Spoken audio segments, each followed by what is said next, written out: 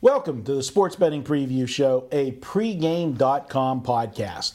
I'm your host, Marco D'Angelo, along with Vegas Runner. This is segment 3 of 4 Big Game Preview. Kansas at Missouri on Saturday, 2 o'clock Eastern Time, CBS. Big game. Big game for the Big 12. As we do, we're taping on Thursday, guys, so we don't actually have the lines for this game, but we do each and every week. Vegas Runner will tell you what the true line should be. I'll tell you what the fair line should be. In the fair line, I'm looking at what Vegas will actually bring the game out at. VR, what do you see this one at? All right, I made Kansas a road favorite, a small one at that. I made them 1.5, 2 tops, with the total 144. Wow. Okay. Well, we agree that Kansas will be a road favorite. I've got them coming out at 4. I think they will. I just don't think they should be that high of a favorite. But again, I'm trying to put a true line out there, and how this benefits the viewers. If Vegas does agree with you and come out with 4 to try to balance the action, then that's definite. One of those sides I'm going to look at. I'm going to look for more reasons to back Missouri there, because I think the line should be closer to 1.5, 2. So, that we're off is actually a good thing, and that's what you're going to need to find a wager more times than not. Well, this is going to be my free pick here on the podcast each week. Vegas Runner will make, we'll have leans on most of the games, but we'll have one official free pick. And Vegas Runner's free picks have been 16-6 on the run. My free picks 18-9, and I'm going to go to this one. And what I looked at when I looked at this game jumps off to me is Kansas has nothing to play for. Not no more. Not until tournaments start. This game means nothing. Big 12 championship locked up. They're going into the conference tournament. They have no undefeated record to protect after losing, to Oklahoma State. They played their arch rival last night, Wednesday night. You had number 2 in the country versus number 5. They manhandled them, just pillar to post. Total dominance.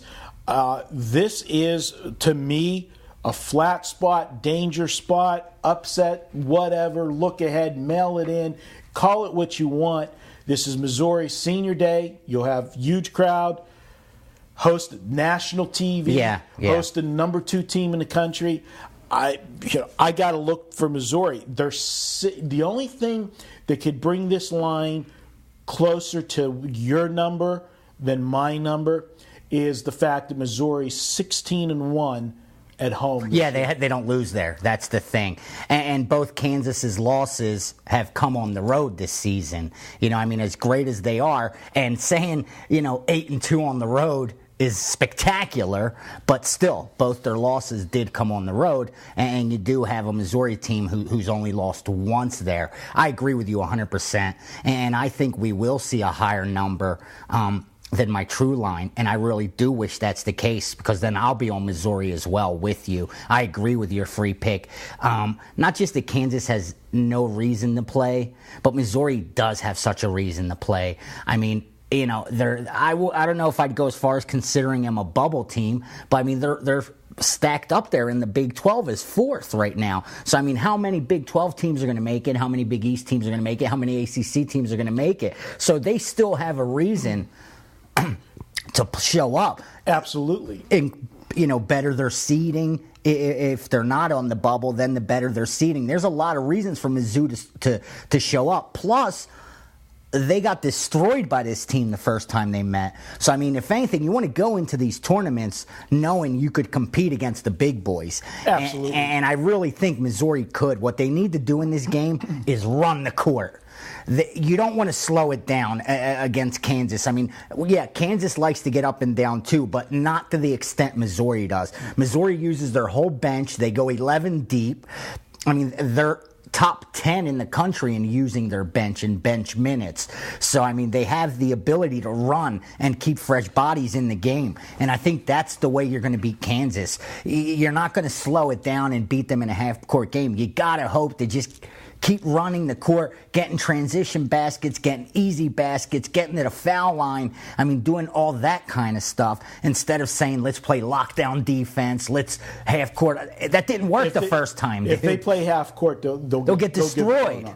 But going back to what you said, they're in the middle of the pack there. They're fourth, which generally is enough to get in, to get from a power enough quality wins, But here's what always happens that you got to be concerned with these teams that you consider they're in, hey, if they don't do well in the conference tournament, they've already got enough on their resume that they should get in. That's true. But what happens, these ones that are at the tail end of that, and you have them marked as being in, if you get some of these conferences where there's a surprise. Yeah, where the top team don't win it, and you got the fourth seed, that takes another at-large bid. Yeah, absolutely right. If you lose 2 or 3 at-large bids, for all of a sudden, that fifth-place team in the Big East ain't going to get there. Right, it changes the whole shuffle. So it is a big game. And if you get a game on your resume that you beat the number 2 team in the country. Late in the season where it's weighted heavier. Absolutely. So I think it's just a monumental game for Missouri. I think the cards are just lining right up in their favor, catching a team coming off their rival. I mean, let's face it. Forget that it was their rival. Just the fact that it was number 2 versus number 5. If the teams they're in the same conference, if they didn't have names on their jerseys, you beat the number 5 team in the country and just totally annihilated them. You got to come off that game fat and sassy. And that was their senior night. Yeah, and that was also their way of we're number 1. Like that 2 next to us. Drop that quick. We're the number 1 team in the country. And I think they came to play last night, and they showed that they should be considered number 1, I think. Right. They solidified that they're going to be they ain't going nowhere. They're going to be a number 1 seed. Exactly.